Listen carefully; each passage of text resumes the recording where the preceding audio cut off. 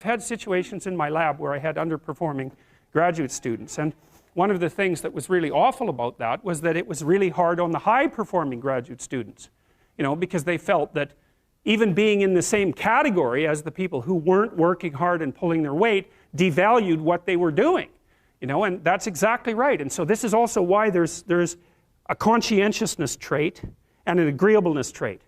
Because conscientious people judge you on your accomplishments, right? They don't give a damn about your feelings, not a bit. It's like, are you doing the work or not? Whereas agreeable people think, well, you know, your mother's sick and, you know, you've got a bunch of family problems and we all have to take care of each other and it's no wonder that you're having a rough time. And like, you can't say that one of those attitudes is correct and the other isn't correct. You can't say that. There wouldn't be those two dimensions if there wasn't something correct about both of them.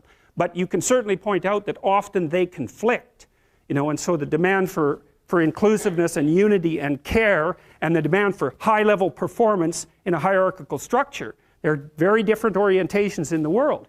And so it's complicated for people who are agreeable and conscientious. And actually, I think often that large corporations and large institutions of any sort run on the unheralded labor of people who are high in agreeableness and high in conscientiousness, and they're disproportionately women.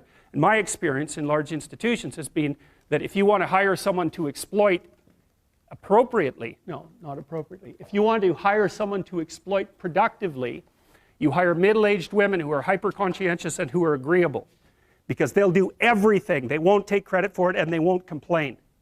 And that's nasty, and I think that happens all the time. And so one of the things you have to be careful of if you're agreeable is not to be exploited, because you'll line up to be exploited. And I think the reason for that is because you're wired to be exploited by infants. And so that just doesn't work so well in that actual world. And one of the things that happens very often in psychotherapy, you know, people come to psychotherapy for multiple reasons, but one of them is they often come because they're too agreeable. And so what they get is so-called assertiveness training, although it's not exactly assertiveness that's being trained. What it is the ability to learn how to negotiate on your own behalf. And one of the things I tell agreeable people, especially if they're conscientious, is say what you think. Tell the truth about what you think. There's going to be things you think that you think are nasty and harsh. And they probably are nasty and harsh. But they're also probably true. And you need to bring those up to the forefront and deliver the message. And it's not straightforward at all, because agreeable people do not like conflict. Not at all. They smooth the water. You know, and you can see why that is in accordance with the hypothesis that I've been putting forward. You don't want conflict around infants. It's too damn dangerous. You don't want fights to break out. You don't want anything to disturb the relative peace. You know, and if you're also more prone to being hurt physically and perhaps emotionally, you're also maybe loath to engage in the kind of high-intensity conflict that will solve problems in the short term, because it takes a lot of conflict to solve problems in the short term. And, you know, if that can spiral up to where it's dangerous, which it can if it gets uncontrolled, it might be safer in the short term to keep the waters smooth and to not delve into those situations where conflict emerges. The problem with that is it's not a very good medium to long-term strategy, right? Because lots of times there are things you have to talk about because they're not going to go away. And so partly what you do with agreeable people is you get them to figure out, and they have a hard time with this too.